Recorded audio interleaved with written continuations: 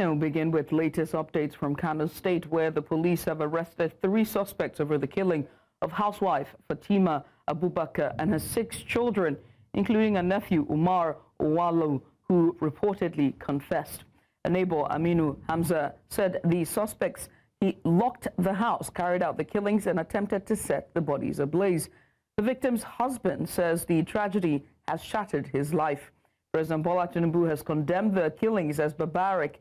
In a statement by his advisor, Bayo Nanuga, the president praised the police for swift arrest, ordering a thorough investigation, and directed that the suspects be prosecuted to the full extent of the law. Joining us now for more insight on this is Mansur Kurugu, who is a security expert. Also joining us is Mohammed Ibrahim, is the head of the Gender Health Unit at the FCT Primary Healthcare Board. Gentlemen, thank you so much for joining us. I appreciate you for coming on. Thank you, and it's a pleasure to be here. Mansur, let me start with you. I mean, what does this case tell us about, violent crime within residential communities? So first of all, this is really a condemnable act, and we really sympathize, like with every other Nigerian, with the situation of the family and the deceased. But again, it is now telling us the kind of rotten condition we have within our society, especially in northern Nigeria. It shows a manifestation of a problem that has been with us for a very long time. For a very long time, we know we have been bedeviled by excesses of drug abuse, thuggery, and all of that. But now, to go to the extent where a nephew is killing, his own family for a certain cause, there is definitely an influence of drugs and other social vices that have contributed to creating those kind of vulnerabilities among our society. And of course, it is now telling us the level where we are today, and it called for a stringent action, not only for the criminals, but also to address, the conditions that put our young persons at a risk of becoming this kind of criminals, so heartless, so barbaric, that they can comfortably kill human beings, 1, 2, 3, up to 7, and think they can go away.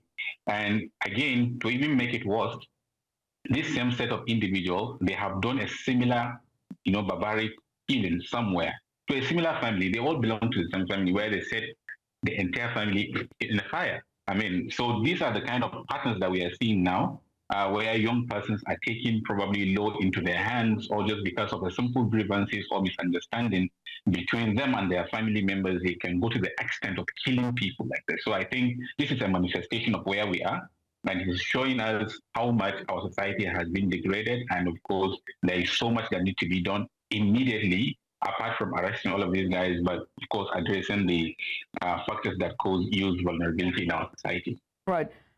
We saw the statement from the presidency. We're going to get into that quickly. Let me bring Ibrahim on here. Ibrahim, this attack was targeted to a woman and also children as well, multiple children, inside their home, which is supposed to be a safe place for them.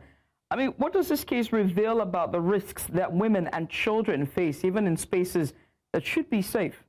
We'll try to connect with Mohammed. In the meantime, Mansur, I was just talking about the statement that was put out by the presidency, and saying that, prosecutions must be made to the full extent of the law.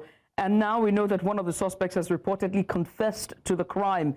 And so I do have to ask, with forensic evidence and with this confession, how would due process play in all of this to ensure the promises of the presidency, asking that this must be punished at the full extent, and ensure that this case leads to credible convictions, not just arrest?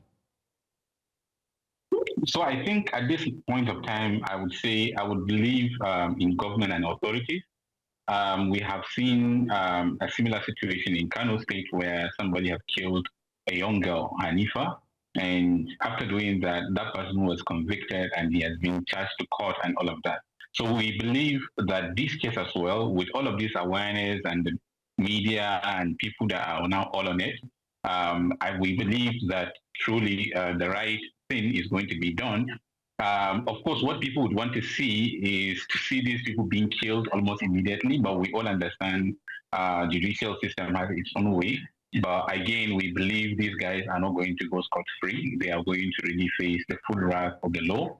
And of course, as practitioners, as young persons, as residents, as parents and brothers, we are really going to be there. We are going to pay attention to every single detail, just like every other person in the state and in the country. It is not one of those things that could be, swept under the carpet. Obviously, these guys must face the full wrath of the law. And of course, it's very impressive that the presidency have issued a statement. And I believe the presidency will not only stop at that, they will also provide oversight about the proceedings and to ensure that these guys had faced the consequences of their action. But nonetheless, we must keep, hold people accountable, hold government accountable as well, so that it will not be like a delayed process and people, especially the family, can get justice. Whenever you lose somebody from your own family, something like this kind of gruesome killings, you will feel some little kind of relief if the perpetrators face a full wrath of law. But if, there has been a delay and all of that, that will compound on the trauma, on the worried and angry and all of that. So we are hopeful, and we are going to pay attention like every other person until these guys are prosecuted accordingly. Let me quickly bring in Ibrahim Mohammed, who is the head of the Gender Health Unit at the FCT Primary Healthcare Board. Now, earlier, Mr. Ibrahim, I was asking about this attack, and we know that it's targeted the mother and her children inside their home, which is regarded the safest for them. It's literally their home. What does this reveal about the risks that women and children face, even in spaces that should be safe?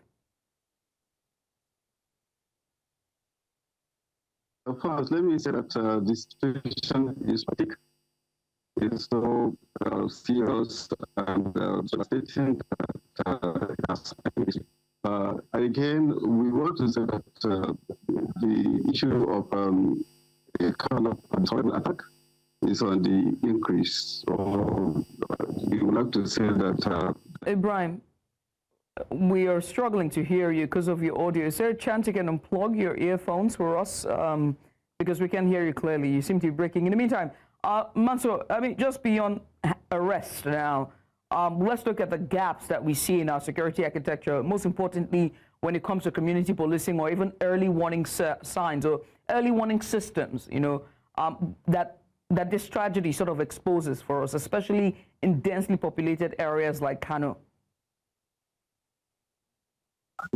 Yeah, so thank you very much. And I am glad that you're asking that kind of question. I think we have a society nowadays that, our traditional system of security and sense of community has been destroyed, probably by grievances, probably by individualistic approach to life, unlike before.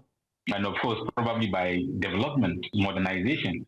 For example, before, whenever you see a new face in the community, you feel very comfortable to ask, who is this person and where are they going? But again, in this particular case, it's even more dangerous. I'm telling you, it's actually more dangerous because this person is even a family. So somebody who is already a family, that person can have an access. Nobody will even question whether that person should go into that house or not. So I think the situation is really much deeper than we really perceive it to be. Right. Mansur, do we have Ibrahim now? I think we've lost Ibrahim. That's Mansur there. Mansur Kurugu is a security expert. Ibrahim, Mohammed Ibrahim is the head of the Gender Health Unit of the FCT Primary Healthcare Board. Ibrahim, very quickly, because I know we're pressed for time, let's talk about support systems that should be in place for families and neighbors and also local authorities to identify and also intervene when women and children are at risk. My background, I'd say that the issue of safety is not a joke, and it is not something that will be underrated. You can see where this attack took place, and you can understand that that is unless every other place is not safe unless we make the place safe. Even at home, right inside our house, this attack took place. It means that no place is safe. And that is why we are saying that the government has to do something really readily available, able to secure life property in this regard, especially women and children. So it is very painful indeed. All right. Well, gentlemen, I must say thank you for taking out the time to join us. Ibrahim Mohammed there from the FCT, as well as Mansur Kurugu, just giving us insight following the brutal tragedy that we saw in Kano.